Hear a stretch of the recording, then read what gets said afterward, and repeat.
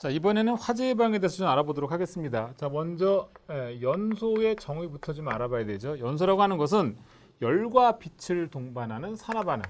자, 그냥 산화반응이 아니죠. 반드시 열과 빛을 동반해야 됩니다. 자, 이 연소가 일어나려면 세 가지 요소가 필요한데, 자, 가연성 물질이 필요하고요.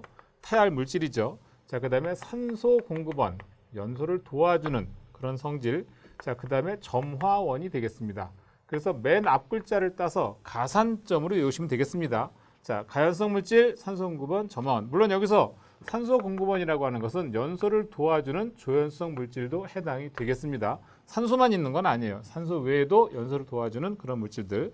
자, 그렇다면 이 중에 자, 가연성 물질이 되려면 어떤 조건이 필요하냐? 자, 시험에서도 이런 게 가끔 자주 나옵니다. 우선 기본적으로 산소와 친화력이 좋아야 되고요. 당연히 열전도율이 적어지죠. 열전도율이 크게 되면 열을 계속 빼앗기는 상황이 되니까 연소하기 어려운 점이 생기는 겁니다.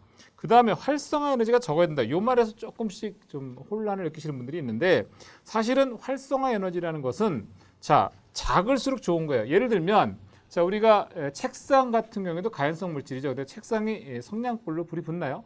성냥불 앞에 책상은 불연성 물질입니다. 타지 않습니다. 하지만 토치 정도 되는 강력한 화력이 큰 물질을 가지고 태우면 그때 책상도 불이 붙겠죠. 그래서 에너지가 작을수록 불이 잘 붙는 게 가연성 물질이 되겠습니다. 자, 그다음에 연소율이 커야 되고요. 크기가 작아서 접촉 면적이 커야 된다. 이건 무슨 얘기냐면 종이를 꽉꽉 뭉쳐서 불을 붙이는 경우와 종이를 잘게 찢는 경우는 표면적이 넓어지기 때문에 더 잘 붙는다는 얘기죠. 그래서 가연성 물질은 산소와의 친화력이 커야 되고 열전들이 적어야 되고 활성화 에너지가 적고 연소율이 크고 그다음에 접촉 면적이 커야 된다. 그런 뜻이 되겠습니다. 자, 그 다음에 산소 공급원에 대한 얘기인데 아까도 말씀드린 것처럼 연소를 도와주는 그런 물질들은 산소 공급원에 해당이 됩니다. 우선 기본적으로 공기 중에 있는 산소가 해당이 되겠고요. 자, 그 다음에 산화제, 나중에 말씀드리겠지만 인류연물, 산화성 고체, 육류연물, 산화성 액체 일단은 먼저 암기가 필요하고요. 자, 그 다음에 오류연물, 자기반응성 물질, 그 밖에 할로겐 원소, 불소라든가 염소라든가 이런 것들이 바로 산소 공급원 역할을 하겠습니다.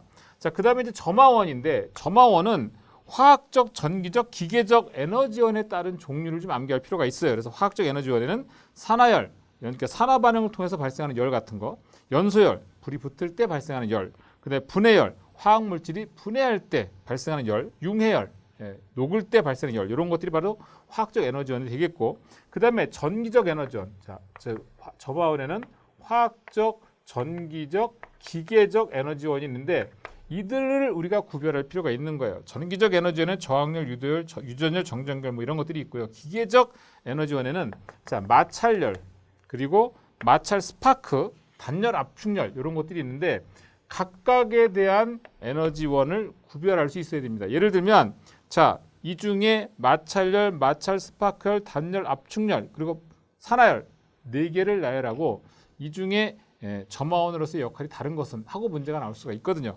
그래서 각각의 에너지원을 따른 종류를 좀 암기를 해두시고, 자, 여기에 이제 연쇄 반응이 추가가 되면 연소의 4요소가 되겠습니다. 여기까지 하면 3요소, 여기까지 다 하면은 연소의 4요소가 되는 거죠. 이건 라디칼의 라디칼의 형성으로 인한 연쇄적 반응, 이게 바로 연쇄 반응이 되겠습니다.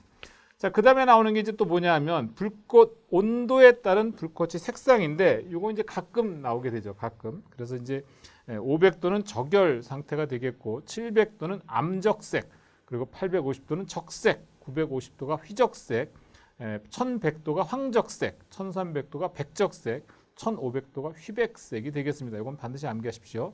자, 그다음 이제 연소 형태인데요. 기체의 경우에는 두 가지 종류가 있죠. 확산 연소가 있고 그 다음에 예혼합 연소가 있겠습니다. 기체의 연소 형태. 자, 확산 연소라고 하는 것은 가연성 가스하고 공기를 미리 혼합하지 않는 경우에요. 자, 가연성 가스가 들어가고 주변의 산소, 주변의 공기에 있는 산소와 결합하면서 연소 형태 보이는 게 확산 연소가 되겠고, 예혼합 연소라고 하는 것은 가연성 가스와 공기를 미리 혼합해서 연소시키는 경우가 되겠습니다. 자, 기체 연소 형태는 두 가지 종류가 있다는 거죠. 확산, 예혼합 연소. 자, 그 다음에 액체 연소 같은 경우에는 사실은 증발 연소와 분해 연소를 크게 이렇게 나눠주게 되는데 여기다 이제 굳이 나누자면 또 분무 연소까지 얘기할 수 있어요. 액체, 우리 휘발유 같은 거 불이 붙을 때 휘발유 자체가 타는 게 아니죠. 그 유증기가 불이 붙는 거죠. 자, 그래서 그런 경우는 바로 증발 연소가 되겠고요.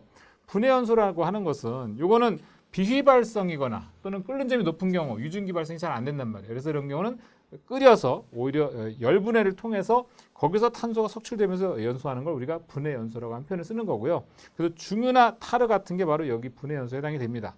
자, 분무 연소라고 하는 것은 점도가 높고 비휘발성인 액체를 안개상으로 분사해서 액체 표면적을 넓혀서 연소시키는 경우가 되겠는데, 자, 중요한 건 액체는 증발 연소와 분해 연소 이 두 가지 정도 기억하시면 되겠습니다. 그래서 증발 연소는 휘발유 같은 거, 아세톤 같은 거 이런 거, 분해 연소는 중유, 타르 이런 것들을 예를 들 수 있겠습니다. 자, 그 다음에 이제 고체의 연소 형태인데 이게 좀 중요해요. 고체는 네 가지 형태가 있습니다.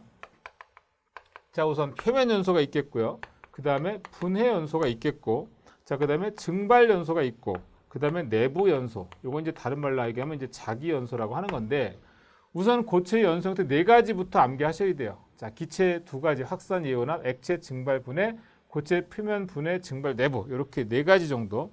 자, 표면 연소라고 하는 것은 자, 주로 그 열분해에서 가연성 가스를 발생치 않고 그 자체가 연소하는 형태, 고체 표면에서 이루어지는 걸 말하는 건데, 목탄이라든가 또는 코크스, 자, 그리고 금속분 이런 것들이 바로 표면 연소의 형태에 해당이 되는 거고요. 그 다음에 목재라든가 또는 석탄 같은 경우, 이런 경우는 자, 가연성 가스가 공기 중에서 산소 혼합돼서 연소하는 형태, 분해 연소가 되겠습니다. 자, 그 다음에 유황이라든가 또는 나프탈렌 또는 장내 이런 것들은 일단 용융된 다음에 거기서 생긴 액체가 기화가 돼서 불이 붙는 거라서 이런 거는 증발 연소가 되겠습니다. 이거 좀 기억할 필요가 있어요. 마치 고체는 증발 연소한다면 조금 믿기지 않을 것 같지만 이런 그 유황이라든가 나프탈렌이라든가 이런 것들은 오히려 용융되면서 그 유증기에 불이 붙는 거라서 그런 경우에는 증발 연소가 되겠습니다. 자, 그다음에 물질 자체 내에 아예 산소가 함유되어 있는 경우, 이런 경우에는 점화원만 있으면 불이 붙는 거죠. 그래서 우리가 내부 연소 또는 자기 연소라고 하는 표현을 씁니다. 그래서 시험에서는 다음 중 고체 연소 형태로서 해당하지 않는 것은, 그래놓고 하나 둘 셋 다른 거 하나 딱 갖다 껴놓는 경우가 있어요. 그러니까 이거는 반드시 암기가 좀 필요합니다. 그래서 각각의 연소 형태 좀 기억해 두시고, 자, 그 다음에 이제 또 나온 얘기가 이제 연소에 관한 물성에 대한 얘기인데, 자, 인화점이라고 하는 게 있고요. 그 다음에 연소점이라고 하는 게 있고, 그리고 이제 발화점이라고 하는 게 있어요. 자, 제 설명이 조금 간단한 이유는 요점 정리이기 때문에 그렇습니다. 혹시 좀 더 자세한 내용이 필요하다 그러면 본문 강의를 좀 참고하시면 되겠습니다. 자, 인화점이라고 하는 것은 가연성 액체를 가열하면서 액체 표면에 점원을 주었을 때 증기가 인화하는 액체의 최저 온도, 이게 바로 인화점이 되겠고, 그 다음에 연소점이라고 하는 것은 이게 상온에서 액체 상태로 존재하는 가연성 물질의 연소 상태를 5초 이상 유지시키기 위한 온도. 이게 무슨 말이냐? 자, 보시면요. 예를 들어서 설명드릴게요. 이 안에 만약에 휘발유가 있어요. 자, 휘발유 같은 경우는 바로 불이 붙죠. 그러나 우리가 이걸 한번 석유를 한번 예를 들어볼게요. 석유. 자, 등유. 등유 같은 경우는 처음에 성냥불에는 불이 붙지 않습니다. 하지만 가열을 하게 되면 이 안에 등유 성분이 열분해해서 좀 더 많은 유증기를 발생시킬 거예요. 성냥불을 딱 댔더니 불이 붙었습니다. 성냥불을 딱 띄었을 때 불이 붙지 않았어요. 자, 성냥불을 댔을 때, 점화원이 있을 때 딱 불이 붙는 포인트가 인화점이 되겠고요. 그 다음에 이걸 좀 더 가열하면 좀 더 많은 양의 유증기가 발생하겠죠. 성냥불 딱 댔는데 불이 붙었고 띄어도 불이 남아있어요. 그게 바로 연소점이 되겠습니다. 그러니까 인화점은 점화원이 있을 때만 불이 붙는 게 인화점이에요. 그래서 등유 같은 경우는 우리가 예를 들어서 설명을 드릴 수가 있고요. 발화점이라고 하는 것은 점화원은 되지 않았는데 그냥 계속 가열했는데 어느 순간 불이 탁 붙어버리는 포인트, 그게 바로 발화점이 되겠습니다. 그래서 인화점보다는 연소점이 좀 더 높은 온도가 되겠고, 연소점보다는 발화점이 좀 더 높은 온도가 되겠다, 이렇게 이해하시면 되겠습니다. 자, 그 다음에 정전기 에너지 구하는 식인데요. 자, 정전기 구하는 에너지는 2분의 1 CV 제곱. 이 공식은 반드시 암기가 필요합니다. 여기서 E라고 하는 것은 정전기 에너지가 되겠고, C라고 하는 것은 바로 정전 용량, V는 전압이 되겠습니다. 이건 반드시 암기하시기 바랍니다. 자, 이 식은 다시 2분의 1 QV, Q라고 하는 것은 전기량으로 우리가 표현할 수가 있습니다. 그래서 이건 반드시 암기가 필요합니다. 자, 그 다음에 나오는 게 이제 자연발화인데, 이거 시험에서 굉장히 많이 나오죠. 자, 자연발화, 원인에 따른 자연발화 형태. 그래서 자연발화 원인은 자, 산화열이 있을 수 있고요. 그 다음에 분해열, 자, 그 다음에 흡착열, 자, 그리고 중합열, 그리고 미생물 발열 이렇게 종류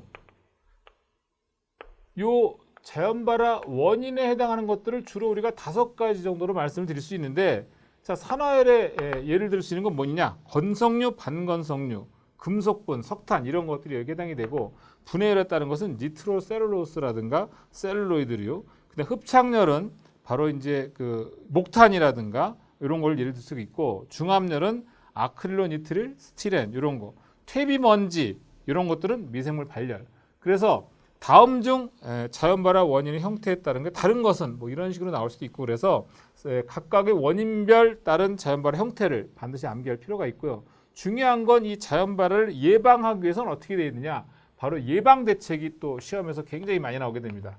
자연발화라고 하는 것은 결과적으로는 오랜 시간 열의 축적에 의해서 불이 붙는 걸 말하는 거거든요. 그러면 오랜 시간 동안 열이 축적되지 않게 하려면 어떻게 되느냐 첫째 일단 통풍을 잘 시켜주면 되죠. 통풍을 잘 시켜주게 되면 열의 축적을 방지하는 거니까 일단 통풍이라는 말이 되게 중요하고요.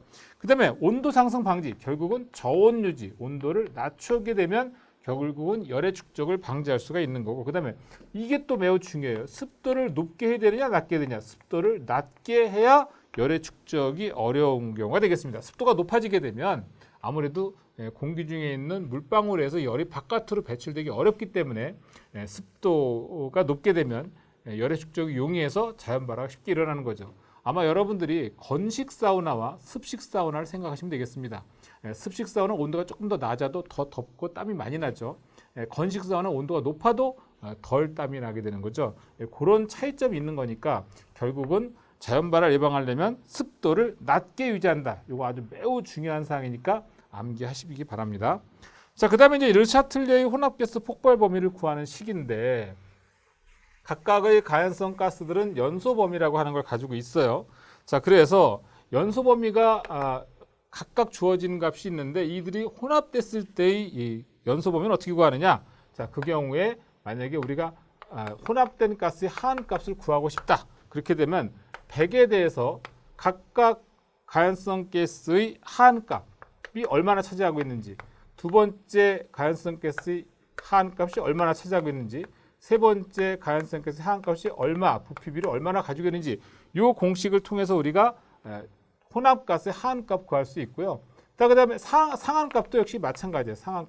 상한값도 역시 상한값 같은 거 우리가 U1으로 표시하죠. U1분의 V1, U2분의 V2, U3분의 V3 이런 식으로 각각 100에 대해서 나눠주게 되면 혼합가스의 연소 범위를 우리가 구할 수가 있습니다. 그래서 이 공식은 반드시 좀 암기를 하시고 자 위험도라고 하는 것은 H는 자 하한값분의 상한값 마이너스 하한값으로 구한다. 이렇게 보시면 되겠습니다. 예를 들면 자 메탄가스 같은 경우가 5에서 15예요. 연소 범위가. 그러면 메탄가스 위험도 값 구하려면 5분의 15 마이너스 5 해가지고 결국은 2라는 값을 구할 수 있게 되는 거죠. 자 위험도 값 구하려면 가연성 가스의 연소 범위를 좀 암기를 다 하셔야 되겠죠.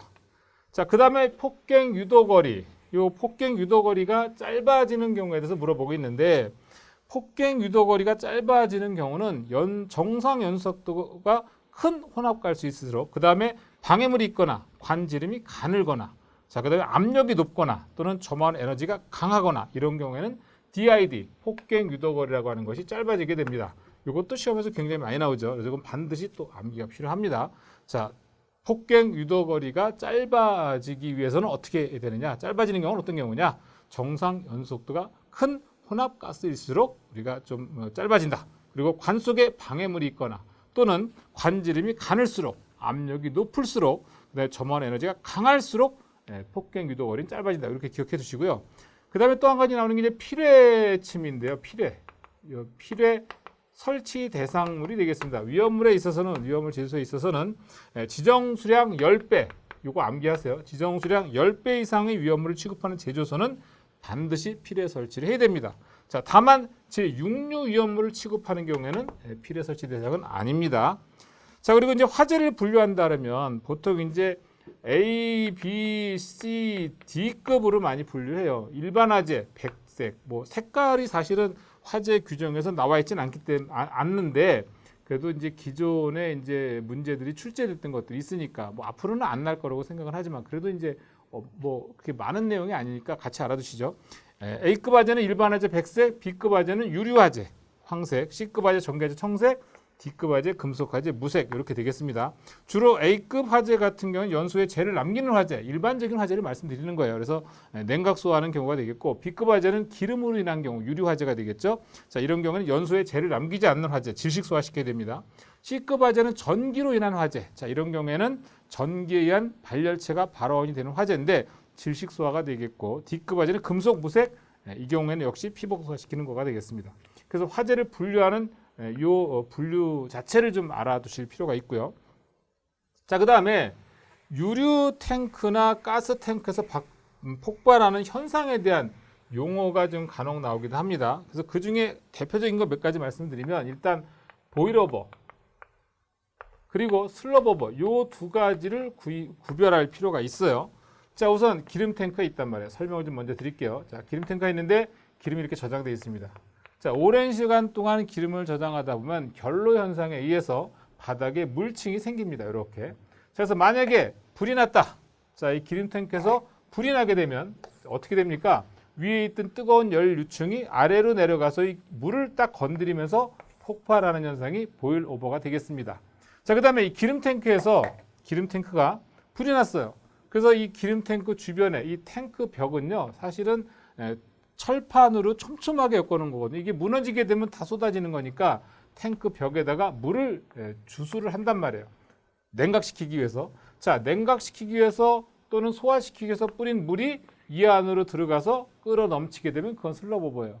그래서 보일오버와 슬러버의 근본적인 차이점은, 보일오버는 내재되어 있던 물이 바깥으로 폭발하는 현상, 슬러버버는 바깥에서 물을 주입해서 폭발하는 현상. 자, 물 같은 경우 보통 팽창비는 1800배가 되겠습니다. 자, 그래서 이 보일오버와 슬러버버를 좀 구분하셔야 되고요. 그 다음에 블랩이라고 하는 것은, 블랩이라고 하는 것은 뭐냐면 이와 같이 가스나 또는 이게 이제 액화된 가스가 저장되는 상태에서 주변에서 만약에 화재가 났을 경우에 이 안에 있는 액화 가스가 분자 운동이 활발해지면서 이 탱크의 좀 약해진 부분을 뚫고 나가면서 팽창 폭발하는 게 바로 블레비가 되겠습니다. 그래서 보일링 리퀴드 익스펜딩 베이퍼 익스플로전 이렇게 설명할 수가 있는 거고요. 증기온 폭발이라고 하는 것은 UVCE라고 설명을 드릴 수가 있는데, 자, 요거는요, 대기 중에 대량의 가연성 가스나 인화성 액체가 유출돼서 그것으로부터 발생되는 증기가 대기 중에 공기에 혼합해서 폭발적인 어떤 그 증기온을 형성하게 되고, 이때 착화원에서 화구 형태, 파이어볼 형태로 착화 폭발하는 현상이 바로 UVCE가 되겠다. 이렇게 네 가지 용어 좀 기억해 둘 필요가 있습니다. 자, 보일오버, 슬러버버, 블랩이, UVC 이 네 가지 정도는 반드시 암기하시고, 자, 그 다음에 나오는 게 이제 위험 장소를 분류하는 방법인데, 위험 장소는요, 네 가지 정도로 분류할 수가 있습니다. 자, 우선 위험 장소는 0종, 그 다음에 1종, 2종, 그 다음에 준위험 장소, 이렇게 네 가지로 분류할 수가 있겠는데, 0종이라고 하는 것은 위험한 분위기가 정상 상태에서 장시간 지속되는 장소가 되겠습니다. 그리고 1종 장소라고 하는 것은 정상 상태에서 위험 분위기를 생성할 우려가 있는 장소, 이게 가장 위험한 상태가 되겠죠, 0종이. 그 다음에 2종 장소라고 하는 것은 이상 상태에서 위험 분위기를 생성할 우려가 있는 장소다. 자, 준위험 장소라고 하는 것은 예상사고예요. 사고란 게 아니에요. 예상사고로 폭발성 가스가 대량 유출돼서 위험 분위기가 될 수 있는 장소. 그래서 위로 갈수록 좀 위험성은 커지는 그런 장소가 되겠습니다. 그래서 위험 장소를 분류하는 방법에 대해서도 좀 알아둘 필요가 있죠.